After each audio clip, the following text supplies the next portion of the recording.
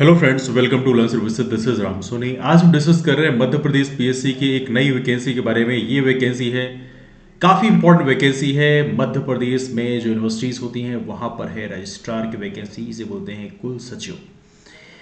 University के अंदर सबसे महत्वपूर्ण पोस्ट आप कह सकते हैं, वाइस चांसलर के बाद में हालांकि रेक्टर भी होते हैं एज ए प्रोटोकॉल के हिसाब से आप देखें, लेकिन बहुत सारी यूनिवर्सिटीज़ में कई बार रेक्टर्स को अपॉइंट नहीं किया जाता है। लेकिन वाइस चांसलर के बाद दूसरी सबसे इंपॉर्टेंट पोस्ट होती है वो है कुल सचिव की, and that's called registrar. Now यहाँ पर देखा जाए तो ये असिस्टेंट रजिस्ट्रार नहीं बल्कि प्रॉपर रजिस्ट्रार की वैकेंसी है। तो समझने का प्रयास करेंगे यहाँ पे क्या क्या एलिजिबिलिटी क्राइटेरिया है, कौन कौन लोग इसका फॉर्म फिल कर सकते हैं। Let's talk about that thing. तो पहली बात याद रखना, ऑनलाइन आवेदन करने की अंतिम तिथि है 17/12/2022। 17 दिसंबर के पहले पहले आपको फॉर्म फिल करना पड़ेगा। नाउ इसके अलावा जो अभिलेख हैं इसको आपको सबमिट करना पड़ेगा आयोग के कार्यालय में, और वो है 28 दिसंबर। 28 दिसंबर तक आपके जो डॉक्यूमेंट्स हैं वो एमपीपीएससी के ऑफिस तक पहुंच जाने चाहिए। तो प्रयास करें कि जल्द से जल्द फॉर्म को फिल करें और उसके बाद में उसे प्रॉपर तरीके से सबमिट करें। क्वालिफिकेशन सबसे इंपॉर्टेंट है, बिकॉज हर कोई जानना चाहेगा कि बेसिकली क्वालिफिकेशन क्या है, हम भी क्या अप्लाई कर सकते हैं। तो आप देखेंगे पहला क्वालिफिकेशन का पहला बेस दिया हुआ है, किसी मान्यता प्राप्त विश्वविद्यालय से 55% न्यूनतम अंक के साथ में स्नातकोत्तर उपाधि या समकक्ष उपाधि होनी चाहिए। आपके पास पीजी डिग्री होनी चाहिए, पोस्ट ग्रेजुएशन। मतलब यहाँ पे आप देख सकते हैं कोई भी यहाँ पे आपसे पीएचडी डिग्री का रिक्वायरमेंट नहीं किया गया है। दूसरा, अनुभव की बात करें, लिखा है शासकीय विभागों, संस्थाओं या शासकीय विश्वविद्यालयों के न्यूनतम 10 वर्ष का प्रशासनिक शैक्षणिक अनुभव रखने वाले द्वितीय श्रेणी अधिकारी इसके लिए अप्लाई कर सकते हैं। जैसे मान लीजिए आप यदि कहीं एडमिनिस्ट्रेटिव ऑफिसर हैं यूनिवर्सिटीज़ में या कॉलेजेस में, या इसके अलावा आप शैक्षणिक अनुभव आपके पास में है, आप असिस्टेंट प्रोफेसर पोजीशन में हैं, लेकिन याद रहे द्वितीय श्रेणी पे कम से कम होना चाहिए। तो उस कंडीशन में आप इसका फॉर्म फिल कर सकते हैं, लेकिन आपके पास कम से कम 10 साल का एक्सपीरियंस होना जरूरी है।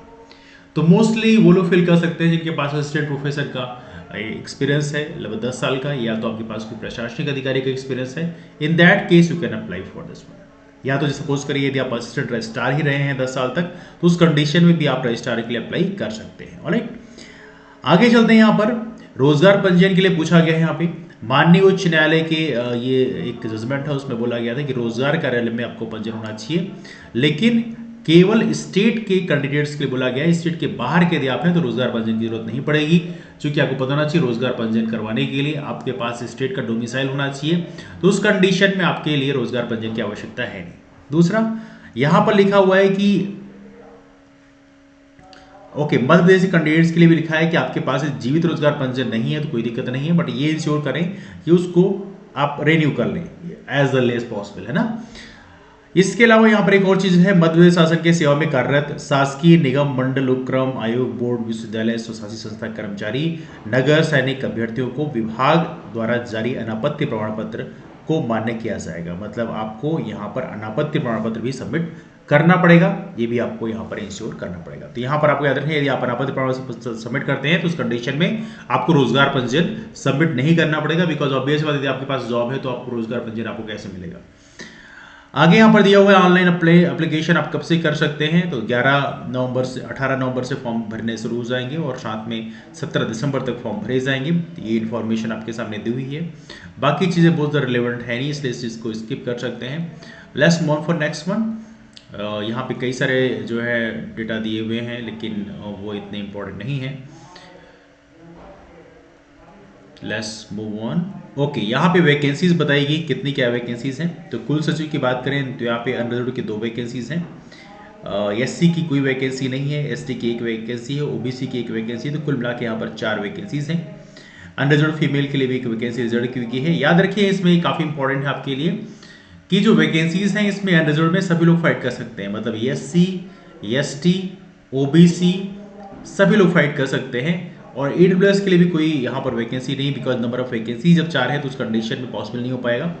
तो ये वैकेंसीज के बारे में इंफॉर्मेशन आपके सामने दी गई है।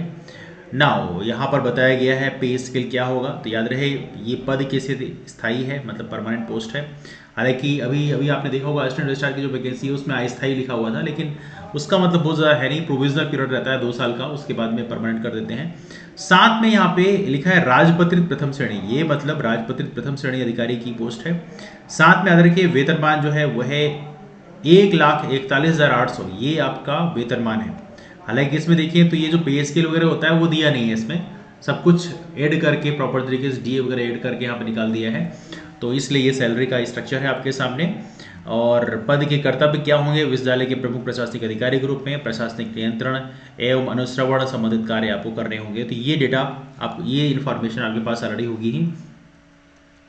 ना यहाँ पे कोई बहुत बड़ा रिलेवेंट इन्फॉर्मेशन नहीं दी है, इसलिए इस पोर्शन को हम स्किप कर सकते हैं। एक छोटी चीज आप जरूर याद रखना, ये जो पूछा गया आपसे कि अनुभव कहाँ का होना चाहिए, मतलब शासकीय विभागों, संस्थाओं या शासकीय विश्वविद्यालयों के न्यूनतम 10 वर्ष का प्रशासनिक शैक्षणिक अनुभव रखने वाले द्वितीय श्रेणी से अधिकारी कम से कम होने चाहिए आप। तो यहां पर आपको समझना है शासकीय विभाग मतलब जो लोग प्राइवेट ऑर्गेनाइजेशन में काम कर रहे हैं वो लोग इसके लिए एलिजिबल नहीं होंगे। जैसे मान लीजिए कोई प्राइवेट ऑर्गेनाइजेशन में असिस्टेंट प्रोफेसर की पोजीशन में पिछले 10 साल से काम कर रहा है, that will be not be counted, है ना। तो याद रखना यहां पर शासकीय विभागों के लिए ही बस केवल ये एलिजिबल हैं। जो लोग मतलब जो प्राइवेट ऑर्गेनाइजेशन में काम करते हैं वो लोग इसके लिए एलिजिबल नहीं होंगे। तो ये पॉइंट बहुत ही इंपॉर्टेंट पॉइंट है, इसको आप लोग जरूर याद रखेंगे, है ना। आगे चीजें बहुत ज्यादा रिलेवेंट नहीं लिखी हुई हैं तो इसको हम लोग स्किप कर सकते हैं। तो आइए देखते हैं और आगे क्या लिखा हुआ है। ओके, तो यहाँ पे आयु सीमा की लिमिट जरूर आप देख लीजिएगा। 32 वर्ष की आयु पूर्ण कर ली हो, 45 वर्ष की आयु पूर्ण ना की हो, मतलब 32 से 45 साल की एज लिमिट के आप होने चाहिए। तो ये भी एक एज लिमिट यहाँ पे आपके सामने लिखी हुई है ना। और साथ में ऐसे में छूट की बात करें तो बाकी SC/ST OBC जो कैंडिडेट्स हैं उनको बेसिकली यहाँ पर IC में 5 साल की छूट मिल जाएगी, है ना।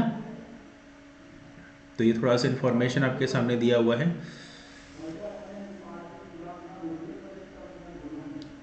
ऑल राइट, आगे चलते हैं।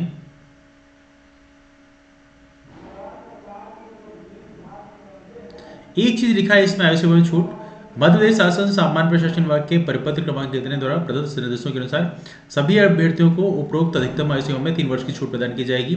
अतः सभी अभ्यर्थियों है तो अधिकतम आयु सीमा 48 वर्ष होगी, आयु सीमा में कोई छूट दे नहीं होगी। तो ये बेसिकली इन्फॉर्मेशन है, आप याद रखना। यहाँ पे सभी कैंडिडेट्स के लिए 48 साल दिया हुआ है ना। चयन प्रक्रिया देख लेते हैं।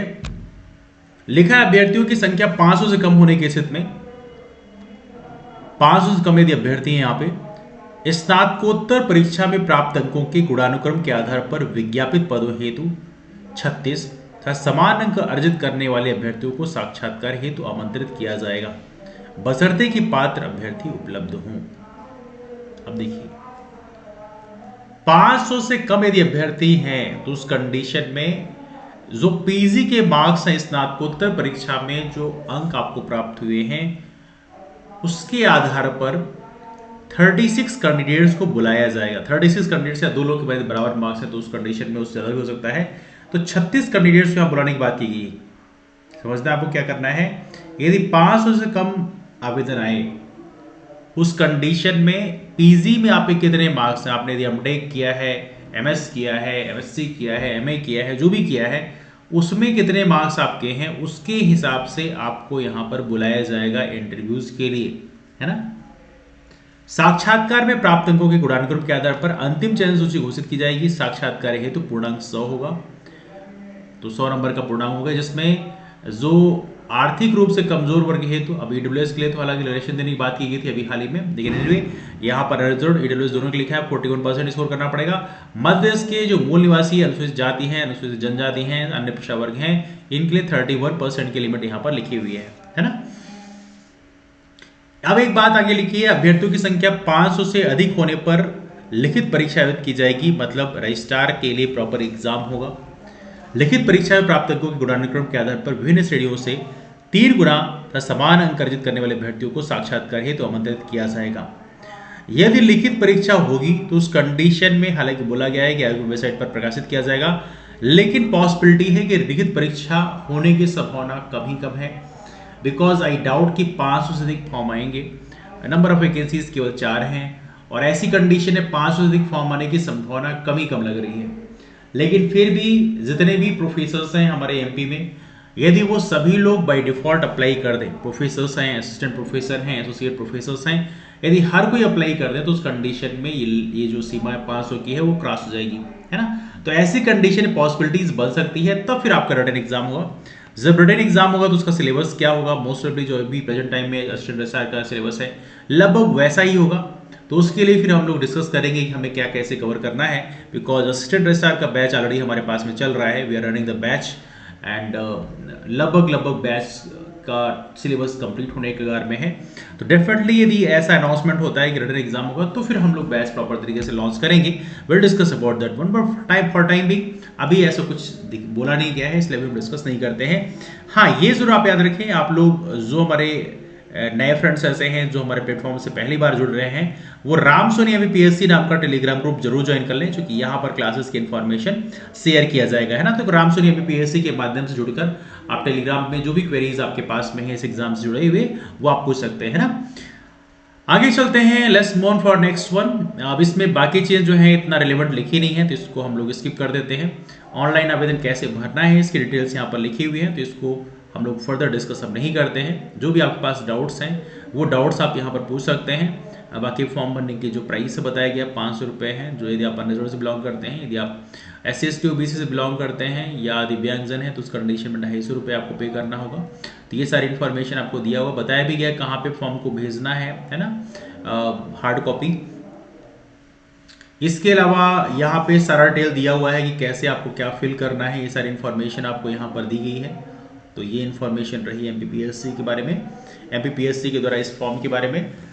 तो ये रहा डिस्कशन को मैं वाइंड अप करते हैं। यदि आपके पास कोई डाउट्स है तो प्लीज डू कमेंट बिलो, आप नीचे कमेंट कर सकते हैं। साथ में हमारा जो राम सोनी एमपीपीएससी नाम का टेलीग्राम ग्रुप है, इसके माध्यम से भी आप हमसे डाउट पूछ सकते हैं। जो भी डाउट्स हैं आप यहाँ पे आगे कमेंट कर सकते हैं और उसके माध्यम से I will make sure that कि आपके क्वेश्चंस का रिप्लाई किया जाए। डिस्कशन को यहीं से वाइंड अप करते हैं, मुलाकात करते हैं फिर, तब तक के लिए bye bye, take care, have a wonderful day, keep up forward and take care.